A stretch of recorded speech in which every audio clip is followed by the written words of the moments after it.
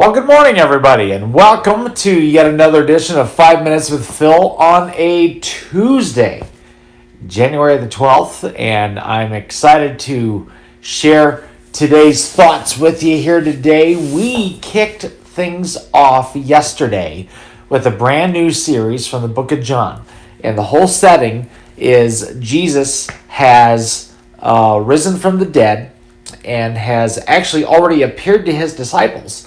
And Peter made a decision. If you remember yesterday, Peter made a decision to go fishing. And basically, we talked about how it's not a good thing to go back to do the very thing that you left behind to serve Jesus. I want to continue with those thoughts today. And we're going to look at the same verses that we looked at yesterday. So take a look at John 21, beginning of verse 1, and we'll go to verse 3 again. You ready? Here's what it says. Afterward, Jesus appeared again to his disciples by the Sea of Galilee, and it happened this way. Simon Peter, Thomas, also known as Didymus, Nathanael from Cana in Galilee, the sons of Zebedee, and two other disciples were together. I'm going out to fish, Simon Peter told them. And they said, we'll go with you. And let's stop there. We'll go with you. Do you know what I want to talk about today? Your influence. The influence that you have as a follower of Jesus.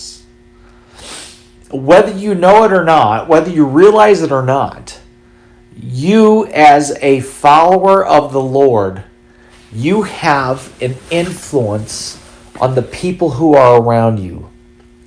And that goes for other followers of Jesus, and that also goes for people who aren't serving the Lord yet. But God has put you in the place that you are in currently to be an influence on other people. That influence is either going to be positive or it's going to be negative. Now, look at Peter's situation that we just read. Peter was a fisherman, okay? He decided, hey, I'm going to go back and do the very thing that I was doing before I even followed Jesus Christ. But look at the influence that he had. He had James and John. Those are the sons of Zebedee that we read about. But then there's people like Nathanael and Thomas and whoever the other two disciples were in this verse. They weren't even fishermen. So Peter had guys that weren't even fishermen by trade following him to go fish. You know what's interesting? Every decision that we make, the people around us will follow our lead if we are followers of Jesus Christ. It's just the way that it is. So if we make a bad decision, here's the deal. There's always somebody watching us who's going to follow our lead. Parents, I appeal to you. When you make a bad decision, no matter how much we want to justify that decision, our kids are watching. And they'll follow you into the boat.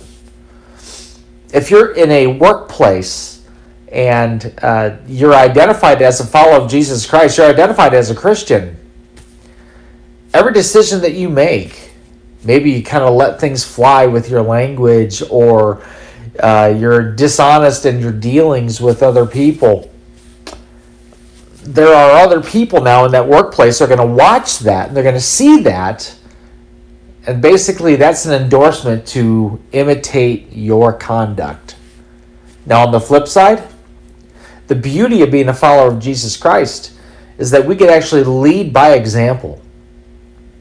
And we can, by having a love for Jesus and a passion for the Lord and showing kindness to other people and maybe holding back on lashing out at somebody when you've been treated unfairly. And when people watch that, they're influenced by that.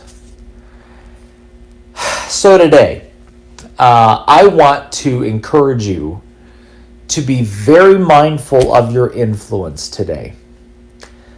People are watching us, and we should welcome that. We should embrace that. Let's not lead them into the wrong boat. Let's lead them closer to Jesus Christ. Okay? All right, we're going to continue this series tomorrow. I'm anxious to keep on going here. It's going to be good. Until then, I want you to have a great day today. God bless you, and we'll talk to you later. Take care.